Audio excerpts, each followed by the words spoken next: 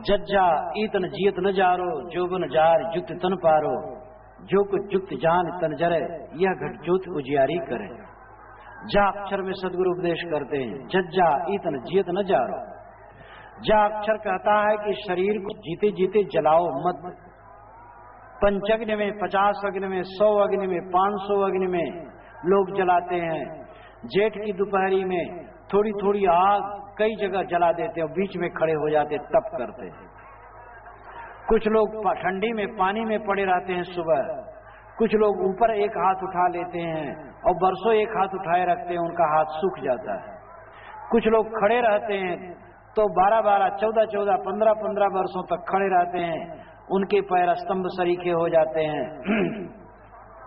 मवाद भर जाती है, फूट फूट करके मवाद बहती है, और लेकिन वे बैठते नहीं। कितने लोग अन्न छोड़ देते हैं तो कोई थोड़ा सा आहार लेते हैं, शरीर को सुखा देते हैं।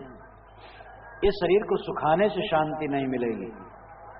साहब कहते चंदन बास निवार हो, तुझ कारण बन काटिया, जियत जीव जनिमार हो, मुझे सबे निभा दिया। हे चैतन्य, तू वासना का त्याग कर, तेरे लिए मैंने सारा निर्णय कर दिया है। जीते जीते शरीर को जलाओ मत। अगर शरीर को कृष करने से, पीड़ित करने से मोक्ष मिलता तो मरने पर सबका शरीर मिट जाता है, कृष हो जाता है, सड़ जाता है, जल जाता है, सबका मोक्ष हो जाना चाहिए। इसलिए शरीर को जलाना जरूरी नहीं, किंतु वासना का त्याग करना जरूरी है। टाट पहन लेने से, नंगा हो जाने से वासना न मिटेगी, विचार करने से वासना मिटेगी। गोस्वामी तुलसीदास जी ने भी कहा है, देह सुखाए पिंजर किए, धरे रैन दिन ध्यान, तुलसी मिटे न वासना, बिना विचारे ज्ञान। देह को सुखा करके कोई पिंजर, इसलिए जज्जा ईतन जियत न जारो। साहब कहते हैं इस शरीर को जीते जीते जलाओ मत। संतुलित भोजन करो, ज्यादा भोजन न करो, बहुत कम न करो। ठंडी गर्मी निवारण के लिए कपड़ा आदि पहनो, फैशन के लिए शरीर में कपड़ा न पहनो, और अभद्र कपड़े भी न पहनो। संयत, सुव्यवस्थित, सुसंस्कृत ढंग से रहो, सादे सहजादे स्वच्छ वस्त्र पहनो, और इसी प्रकार जीवन में मध्यम व्यवहार करो। शरीर की रक्षा करके ही इससे साधन किया जा सकता है, शरीर को सुखा करके नहीं साधन किया जा सकता है। तड़क भड़क में पुजाई बढ़ सकती है, कल्याण नहीं हो सकता है। विलक्षण साधना करने से लोगों में आकर्षण उत्पन्न होता है। देखो इतने संत यहाँ बैठे हैं, इसमें कोई नंगा बैठा होता तो आप लोग उसी को बारंबार देखते। तो थोड़ा विलक्षण साधना करने से लोगों का चित्त आकृष्ट होता है, तो उसमें महिमा बढ़ती है, धन यश बढ़ता है, लेकिन आत्मा का कल्याण नहीं होता। आत्मा का कल्याण वासना के त्याग से। कपड़ा पहनो, खाओ, सामान्य रूप में रहो और वासना का त्याग करो। तो जज्जा ईतन जियत न जारो, जोबन जार युक्त तन पारो। जवानी को जला करके इस शरीर में युक्त पूर्वक साधना करो। जवानी को जलाने का मतलब है कि जवानी अवस्था में रहते हुए भी काम वासना, इच्छा, तृष्णा को मिटा करके साधना करो। जवानी एक रत्न है। जवानी में नरक ले सकते हो, जवानी में स्वर्ग ले सकते हो, जवानी में बंधन बना सकते हो, जवानी में मोक्ष ले सकते हो। जवानी ही आपके लिए मंगलकर है। जो लोग कहते हैं जवानी में मन रोकना मुश्किल है, वह समझते नहीं। जवानी ही तो एक ऐसी अवस्था है जिसमें तुम साधना कर सकते हो, और दुनिया के जितने बड़े बड़े पुरुष हुए हैं, जवानी ही में उन्होंने साधनाएं की। चाहे किसी का नाम ले लो, बुद्ध, महावीर, सनत कुमार, शंकराचार्य, दयानंद, विवेकानंद, रामतीर्थ, कबीर, ईसा, और भी चाहे जितने नाम ले लो, जवानी ही में उन्होंने साधनाएं की। तो बड़े बड़े नाम हैं, छोटे छोटे बहुत नाम हैं जो प्रसिद्ध तो नहीं है, लेकिन उन्होंने अपनी स्थिति पाई। आज भी इस मेले में भी ये मत समझ लो कि इस मेले में सब ढोंगी हैं और सब गलत हैं और सब योग के अंदर में भोग रखते हैं, ऐसी बात नहीं। हाँ, ऐसे भी हैं बहुत होंगे, लेकिन इसी मेले में अच्छे अच्छे संत होंगे, त्यागी त्यागी संत होंगे। त्यागी का मतलब वैसा नहीं तमाम बोर्ड में जगह जगह महात्यागी, तो लिखा रहना अलग बात है। और त्यागी मतलब ये नहीं कि नंगे है त्यागी, मतलब उन्होंने अहंता ममता का त्याग किया है। चुड़ाला और शिखध्वज की कहानी है योग वाशिष्ठ में। राजा शिखध्वज देहाभिमानी था, चुड़ाला आत्मज्ञानी थी। चुड़ाला बारंबार आत्मज्ञान की तरफ प्रेरित करती थी शिखध्वज को, लेकिन वो ध्यान नहीं देता था। जीवन में बहुत हिस्सा बीत गया, तब उसको ग्लानि हुई कि मेरी पत्नी आत्मज्ञान में रमती है, मैं मसूल बुद्धि वाला हूं, मुझे भी त्याग करना चाहिए। राजपाट छोड़ करके जंगल में गए, तप करने लगे। रानी वेश बदल करके, देव वेश बना करके 1 वर्ष के बाद राजा के पास गई और कहा, राजन तुम्हें शांत मिली? राजा ने कहा, देव मुझे शांत नहीं मिली। त्याग करो। देव मैंने सब कुछ त्याग कर दिया, राजपाट, रानी, पुत्र, पौत्र। फिर उस चुड़ाला ने कहा, जो देव रूप में बनी थी, कि राजन त्याग करो। उन्होंने कहा, भाई क्या त्याग करूं? झोपड़ी थी उसमें आग लगा दी, पोथी और डंडा और कमंडल ले करके चल पड़े और साधना करने लगे। साल भर के बाद फिर पहुंची चुड़ाला, राजन तुम्हें शांति मिली? नहीं देव, शांति नहीं मिली। उन्होंने कहा, त्याग करो। बड़ा आश्चर्य, क्या त्याग करूंगा? तो उन्होंने पोथी दंड कमंडल रख करके उसमें आग लगा दी और एक कौपीन पार करके विचरने लगे और साधना करने लगे। साल भर के बाद फिर चुड़ाला आई, राजन शांति मिली? नहीं देव, शांति नहीं मिली, त्याग करो। क्या आश्चर्य! उन्होंने भोजन करना छोड़ दिया, पानी पीने लगे, ऐसे रहने लगे। साल भर बीता, फिर चुड़ाला आई, उनका कंकाल हो गया था शरीर। राजन शांति मिली? नहीं देव, शांति नहीं मिली, त्याग करो। कि अब तो जीवन को रखना ठीक नहीं है, अब इतना ही बाकी है कि इसको कुएं में डाल दो। और एक कुएं में अपने शरीर को डालने के लिए आगे बढ़े। चुड़ाला ने हाथ पकड़ लिया, राजन अहंता ममता का त्याग करो। आपने सब कुछ त्यागा, लेकिन अहंता ममता आपके मन में बनी है। क्या प्रमाण है बनी है? क्योंकि आपको शांति नहीं मिली है। जिसकी अहंता ममता विलीन हो जाती है, उसके जीवन में शांति आ जाती है। अहंता ममता जिनकी नहीं मिटती है, साधु का वेश बना करके भी शांति नहीं आती, और जिनकी अहंता ममता मिट जाती है, उनको शांति आती है। तो राजन अहंता ममता का त्याग करो। तो साहब कहते, जज्जा इतन जियत न जारो। जा अक्षर से उपदेश करते हुए सदगुरु कहते हैं, इस शरीर को जलाओ मत। जोवन जार युक्त तन पारो, जवानी को जला करके शरीर में युक्ति पारो। मतलब है जवानी में, स्वस्थ अवस्था में अपने मन और इंद्रियों को अपने वश में करके कल्याण करो। दमित वासनाएं ही शांत बोध, विचार, वैराग, कविता, अनुभव में फूट करके निकलती है। जिसकी वासनाएं दमित हो गई हैं, दमित वासनाएं ही जीवन में कुछ विकास लाती हैं। इसलिए जीवन में इंद्रियों का और मन का दमन और शमन अत्यंत आवश्यक है।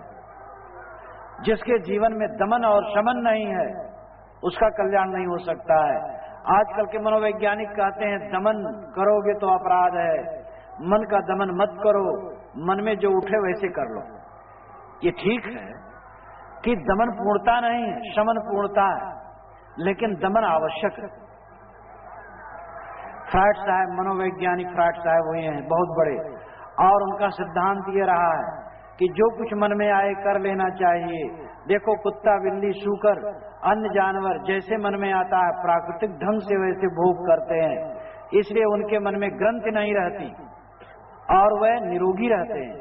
अब आदमी के ऊपर नैतिकता, धर्म, सदाचार, संस्कृति, सभ्यता और राजबंधन, समाज बंधन, ये तमाम प्रपंच हैं। इसलिए आदमी अपने को बांध बांध करके रखता है, जैसा मन में आता वैसा करता नहीं, इसलिए वो पापी और रोगी होता है। लेकिन जब फ्रायड ने सोचा कि आदमी पशु के समान नहीं बन सकता, तब वे दिशाहीन जैसी बात करने लग गए। आज भी कम फ्रायड नहीं है, और आज भी ऐसे फ्रायड हैं जो कहते हैं कि मन नहीं रोकना चाहिए और जो मन में आवे सो करना चाहिए, तभी मन निर्ग्रंथ होगा। मन में गांठ न रखो, रास्ते में तुम चल रहे हो और कुछ देखे और तुम्हारा मन विचलित हुआ और तुम मन रोक रहे हो, इसलिए तुम्हारा मन पापी हो रहा है, जैसे मन चले वैसे कर लो, बस मामला ठीक है। लेकिन ऐसा कहने वाले स्वयं भी ऐसा नहीं करते। अगर आदमी एक दिन नहीं 1 घंटा भी जैसा मन में आए वैसे करे तो कूट कुटुम्बस, पीट पिटम्बस सब। आदमी गलियों में सड़कों में निकलता है, अनेक की बहू बेटियों को देखता है, अनेक के धन दौलत को देखता है, अनेक की चीजों को देखता है, उसका मन चलता है और जैसे मन चले वैसे करने लगे तो क्या दशा होगी? कौन नहीं मन रोकता है? मन रोकना जरूरी है, लेकिन सफलता ये नहीं है। सफलता यह है कि मन चले ही ना। ऐसा भी समय आता है जब मन चलता ही नहीं। पहले तो ऐसी अवस्था अपनाओ, यानी ये अभ्यास करो कि मन चले तो उसको रोको। मान लो एक युवक है, उसके सामने एक युवती बैठी है और युवक का मन बारंबार कहता है कि मैं युवती को देखूं, तो विचारवान होगा तो आंख बंद कर लेगा या उधर से घूम जाएगा, ये दमन हुआ। अब अगर इतने मन नहीं मानेगा, बारंबार घूम करके देखने का मन होगा तो वहां से उठ करके चल देगा, ये दमन है। ये पूर्णता नहीं है, निश्चित ही पूर्णता नहीं है। इसमें संस्कार मन के अंदर में बने रहते हैं, शमन में पूर्णता है। मन ऐसा है, युवती सामने बैठी है, देखने की रुचि ही नहीं है, कभी निगाह पड़ गई तो माँ बहन बेटी के समान है, चित्त चंचल ही नहीं है। ऐसा एक्सरे के समान मन हो जाना चाहिए। शमन तब जब हो जाता है तब विकार नहीं रहता और पूर्णता। लेकिन शमन तत्काल नहीं होता है, दमन की आवश्यकता है। और पूरा मानव समाज दमन करके ही जी सकता है, बिना दमन के जी नहीं सकता है। तो जो लोग कहते हैं मन को नहीं रोकना चाहिए, वह गलत कहते हैं। हमारी दमित वासनाएं रचनात्मक दिशा में फूट करके निकलती हैं और किसी दिशा में वो उन्नत करती हैं, और जो बहता है रात दिन वासनाओं में वो कुछ भी नहीं कर सकता है और बहने से शांति नहीं मिल सकती है। तो जज्जा इतन जियत न जारो, जोबन जार युक्त तन पारो। जवानी को जला करके शरीर में योग युक्ति करो। इस शब्द शाब्दिक अर्थ हुआ, लाक्षणिक अर्थ हुआ कि अपनी जवानी पर संयम करके, मन इंद्रियों पर संयम करके एकाग्र बन जाओ, संयत बन जाओ। यह शरीर का ऊर्जा विषयों में खोने के लिए नहीं है। बेकार में शक्ति छीण करना अपराध है। ये शक्ति का नियोजन करके लोक कल्याण, आत्म कल्याण का काम करो। तो जज्जा तन जियत न जारो, जो बन जार युक्त तन पारो। जो कुछ युक्त जान तन जरे, एक घट ज्योति उजियारी करे। साहब कहते जो कुछ युक्त जान तन जरे। अगर कुछ युक्तियां जान करके साधना की और समय मल विक्षेप आवरणों को जला दोगे, विकारों को जला दोगे, तो एक घट ज्योति उजियारी करे। इस शरीर के अंदर में ज्योति का उजाला हो जाएगा, प्रकाश हो जाएगा। जो अपने वाणी का संयम करता है उसकी वाणी अमोघ हो जाती है। जो व्यर्थ बोलता है, कट बोलता है, अश्लील बोलता है और व्यर्थ यानी बहुत बोलता है, उसकी वाणी में दम नहीं रहता है। सत्य बोलो, मीठा बोलो, हितकर बोलो, कम बोलो। सत्य, प्रिय, हित, मित्र, 4 प्रकार की वाणियां होनी चाहिए। पहले तो सत्य बोलो और सत्य को जितना संभव हो मीठा बना के बोलो। मीठा होते हुए भी वो कल्याणकर हो, ऐसा मीठा ना हो लल्लो चप्पो। कुछ लोग लल्लो चप्पो करने वाले बहुत होते हैं, बस दूसरे खुश करने वाली बात। एक कहानी याद आई, एक पंडित जी निकले गांव में, उधर से एक मुराव निकला। मुराव जो सब्जी बेचता है और सब्जी पैदा करता है। उसने कहा पंडित बाबा पायल आ गई, कहा भैया जियो जियो, खुश रहो खुश रहो, कैसे कुशल मंगल कहो। कहे महाराज आप तो जानते हैं हमारे घर के पिछवाड़े 2 एकड़ जमीन है। वो कह रहे हम तुम्हारे बाप दादे से जानते तुम्हारी जमीन है, बात क्या है। कहे उसमें मैंने सोचा कुमड़ा बो दूं। तो कहा बहुत अच्छा किया भाई, जमीन पड़ी थी कुमड़ा बो दिया, अच्छा किया। कहे महाराज तो कुमड़ा 2 एकड़ जमीन में एकदम कुमड़ा की लता एकदम फैल गई। कहे भाई अच्छा हुआ, जब तूने बोया सींचा तो फैल गई तो बहुत अच्छा हुआ। कहे महाराज उसमें 2 कुमड़े फले। कि भाई तुमने परिश्रम किया तो भगवान को कृपा करनी ही थी, और 2 कुम्हड़े फली बड़ा अच्छा हुआ। कहे पंडित जी जब वो पक गए तो उसको लेकर के मैं इलाहाबाद बाजार में बेचने गया, तो उन्होंने कहा भाई 4 पैसे के लिए ही परिश्रम किया जाता और तुम बेचने गए, अच्छा किए। कहे महाराज तो चुंगी वाला आया और कहा 4 आना चुंगी दो। तो पंडित जी ने कहा भाई ये तो सरकार का कानून है। तो उन्होंने कहा महाराज मैंने कहा कि 2 ही कुम्हड़ा 4 आने में बिकेंगे, तो अब मैं आधा चुंगी दे दूं। उन्होंने कहा ठीक है ही कहा भाई, जब 2 ही कुम्हड़ा था उसको चुंगी नहीं लेना चाहिए था। कहे महाराज तो गाली देने लगा। तो पंडित जी ने कहा भाई अब तुम चुंगी नहीं दे रहे हो तो गाली देगा ही। तो कहे महाराज जब वो गाली देने लगा तब मुझे नहीं सहा गया। तो ये भाई कैसे सहा जाए, 2 ही कुम्हड़ा है और गाली भी दे रहा है। तो कहा महाराज मैं दोनों कुम्हड़ा उसको दे दिया। कहा अच्छा किया, अरे जब 2 बेचते ही आधे मिलता तो दोनों दे दिए, अच्छा किया, झंझट में कौन पड़े। कहे महाराज आया कुम्हड़ा को उखाड़ दिया। कहे अच्छा किया, न रहे बांस न जा बाजे बंसरी, कुम्हड़ा ने झंझट किया। तो अब इस प्रकार बात पर बात जो कोई कहा सत्य वचन महाराज करता जाए, ये कोई मीठा वचन नहीं। मीठा वचन बोलो लेकिन हितकर वचन बोलो, हितकर वचन बोलो लेकिन वो कम बोलो, ज्यादा नहीं। अगर कोई बहुत दिन भर ज्यादा बोलता रहता है तो समझ लो बिना झूठ बोले रह नहीं सकता है। जो ज्यादा बात करता है उसकी बातों पर लोगों को विश्वास नहीं होता है। इसलिए सत्य, प्रिय, हित, मित्र, ये 4 लक्षण बोलने में होना चाहिए। तो जज्जा तन जीव न जारो, जो बन जार जुक्त न पारो, जो कुछ जुक्त जान तन जरे, ये घट जो तू जियारी करे। साहब कहते हैं कि अगर शरीर में संयम करो तो अंदर में प्रकाश होगा। वाणी का संयम जो करता है उसकी वाणी महत्वपूर्ण हो जाती है। जो आंखों का संयम करता है उसके आंख में एक अद्भुत तेज आ जाता है। इसी प्रकार जो समस्त इंद्रियों में संयम करता है वो सारी इंद्रियां उसकी सही दिशा में, कल्याण दिशा में लग जाती हैं। जो मन का पूर्ण संयम कर लेता है उसका मन एकाग्र हो जाता है, समाधिलीन हो जाता है और उसके मन में बहुत बड़ी शक्ति आ जाती है। दुनिया के बड़े बड़े पुरुष जिनको हम कहते हैं वह इसका मतलब नहीं है कि 10-20 हाथ लंबे थे या बहुत मोटे ताजे थे। बड़े का मतलब यही कि उन्होंने अपने आप पर सुबस्ता पाई थी, उन्होंने अपने आप को सुबस किया था। तो अगर कोई अपने शरीर और मन वाणी को वश में करता है, युक्त द्वारा समस्त विकारों को जला देता है, तो अंदर में ज्ञान की ज्योति जगमगा उठती है। ज्ञान की ज्योति एक अंदर का प्रकाश है जिसमें भटकना नहीं होता है। हम बाहर के प्रकाश में चकाचौंध में पड़े हुए हैं, धन, पुत्र, स्त्री, परिवार, मान, बड़ाई और भी दुनिया की चीजों में, दुनिया के चमक दमक में उलझे हुए हैं।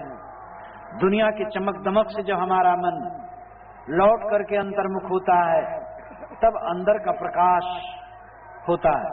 अंदर का प्रकाश ये मत समझिए कि कोई वैसा प्रकाश जो आंख से दिखाई देता है। कुछ लोग आंखें मींच लेते हैं और ध्यान करते हैं तो उसमें जो प्रकाश दिखाई देता है कहते हैं वही परमात्मा है। आंख मींचने से जो प्रकाश होता है वो आंख की गर्मी है। मन रोकने के लिए वो क्रिया योग मात्र है। कुछ लोग कान बंद कर लेते हैं तो कान बंद करने पर झंझनाहट की आवाज आती है, वो नसों की झनकार है जिसको अनाहत नाद लोग कह करके उसी मग्न होते और कहते वो ब्रह्मध्वनि है। ये सब क्रिया योग है। आपके शरीर के अंग उपांग की गतिविधियां, और ये कोई जीवन का लक्ष्य नहीं है। हाँ, चंचल मन को स्थिर करने के लिए साधन है। आप अपने मन को नाद में, ज्योति में, बिंदु में कहीं भी रोकें और एकाग्र करें, ठीक है, लेकिन अंत में समझे नाद, बिंदु, ज्योति आपका लक्ष्य नहीं है, वो सब मायामय है। आपका लक्ष्य तो अपनी आत्म स्थिति ही है। सारे संकल्पों के अंत होने पर, नाद, बिंदु, ज्योति सब के अंत होने पर स्वरूप स्थित होती है, आत्म स्थित होती है। जिसको मैंने चाक्षर में कहा था, चच्चा चित्र चौबड़वारी चित्र छाड़ते चित चित्रकारी। तू चितेरा चैतन्य है, चित्रों में न उलझ। ये नाद भी चित्र है, बिंदु भी चित्र है, ज्योति भी चित्र है, ये सारे चित्र हैं। और चित्र ही को परमात्मा मान लेना भ्रम है, चित्र ही को आत्मा मान लेना भ्रम है। इसलिए सारे चित्रों को छोड़ करके चैतन्य स्वरूप में स्थित हो। तो साहब कहते हैं जब इंद्रियां वश में हो जाती हैं, मन वश में हो जाता है और सारे जीवन के विकार जल जाते हैं, तब ई घट ज्योति उजियारी करे, इस शरीर के अंदर में उजाला हो जाता है, यानी हृदय में प्रकाश हो जाता है। प्रकाश का मतलब बोध हो जाता है। लक्षणार्थ समझना चाहिए। अभिधा, लक्षणा, व्यंजना, 3 प्रकार के अर्थ होते हैं। यहाँ शाब्दिक अर्थ, अविधार्थ शाब्दिक अर्थ नहीं, किंतु लक्षणार्थ है। प्रकाश हो जाए मतलब ज्ञान हो जाता है। जैसे कोई जिज्ञास कहता है किसी गुरु या संत से, महाराज आपके द्वारा मुझे बहुत प्रकाश मिला, और अंधियारी रात में बैठ करके भी वो जिज्ञास कह सकता है। जब एकदम हाथ पसारा न सूझता हो तब भी वो गुरु या संत से कह सकता है, महाराज आपके द्वारा मुझे बहुत बड़ा प्रकाश मिला। भले आंख से दिखने वाला वो प्रकाश नहीं है, लेकिन वो सबसे बड़ा प्रकाश है। तो प्रकाश हो, उजियारा हो, इसका मतलब कोई मत समझे कि आंख मीच करके त्राटक मुद्रा करके जो ज्योत दिखाई देती वो प्रकाश कहा जा रहा है। वो प्रकाश तो जड़ है, वो प्रकाश तो मन रोकने का साधन मात्र है। अंत में उस प्रकाश को भी छोड़ देना है। आंख बंद किए, अंधियारी दिखाई दी, कितने लोग अंधियारी को देख करके उसी में मन को रोकते हैं। पहले मन रोकना बुरा नहीं है, तो अंधियारी क्या आपका स्वरूप है? अंधियारी देखते देखते बस ज्योत दिखाई देने लगती है। और अगर आप जल्दी ज्योत देखना चाहें तो दोनों आंखों पर दोनों उंगलियों को लगा ले धीरे से, तो जल्दी ज्योत दिखाई दे जाएगी। अब ज्योत दिखाई दी तो आपका स्वरूप नहीं है, वो भी दृश्य है। ज्योति को आप देखते हैं, ज्योति आपको नहीं देखती है, इसलिए ज्योति बड़ी नहीं है, किंतु ज्योति के दृष्टा आप बड़े हैं। इसी प्रकार नाद आप सुनते हैं, नाद आपको नहीं सुनता है, इसलिए नाद से आप बड़े हैं। नाद श्राव्य है, ज्योति दृश्य है, और सारे दृश्य और सारी माया जो कुछ तुम जानते समझते हो वो सब माया ही है। जब संकल्पों का अंत होता है, माया समाप्त हो जाती है और जीव अपने स्वरूप में स्थित हो जाता है। गोस्वामी जी ने भी कहा, जीव पाव निज सहज स्वरूपा, जीव निज सहज स्वरूप को पा जाता है। पर स्वरूप कभी सहज स्वरूप नहीं होता है, निज स्वरूप ही सहज स्वरूप होता है। निज आत्मा ही सहज स्वरूप हो सकता है। तो ये घट ज्योति उजियारी करे, इस घट, इस हृदय के अंदर में ज्ञान ज्योति का उजाला हो जाता है। मतलब सभी शंकाओं का समाधान हो जाता है, संशय ग्रंथि छिन्न हो जाती है, दुविधा नहीं रह जाती है, आशा तृष्णा नहीं रह जाती है, कामना नहीं है, ललक नहीं रह जाती है, मन स्थिर हो जाता है, तृप्त हो जाती है, अखंड तृप्त, पदार्थों से रहित, प्राणियों से रहित, दुनिया के भोगों से रहित। यह ऐसी तृप्ति है जो अनंत है।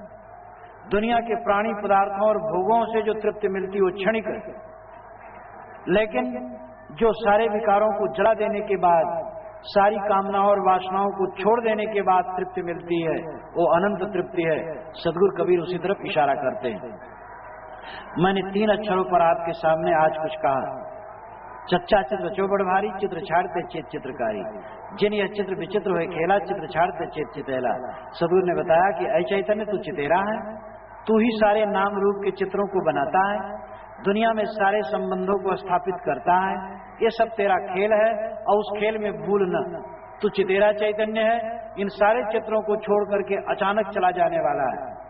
इसलिए चित्रों में भूल न, अपने चैतन्य स्वरूप में स्थित हो। उसके आगे उन्होंने कहा, छच्छा है छत्रपति पासा, छक्किन रहो मीट सवासा, मैं तो ही छिन छिन समझावा, कसम छाड़ कसाब बधावा। छाक्षर के माध्यम से सदगुरु ने समझाया कि छत्रपति सम्राट वो तेरे पास है, तेरा आत्मस्वरूप है, और उसका अनुभव तभी होगा जब सारी कामनाओं को छोड़ देगा, सारी आशाओं को छोड़ देगा। साहब कहते छक्किन रहो मेट सवासा, सारी आशाओं को छोड़ करके क्यों नहीं छक रहते हो अपने छत्रपति सम्राट स्वरूप में। मैं तो ही छिन छिन समझावा, कसम छाड़ कसाब बधावा।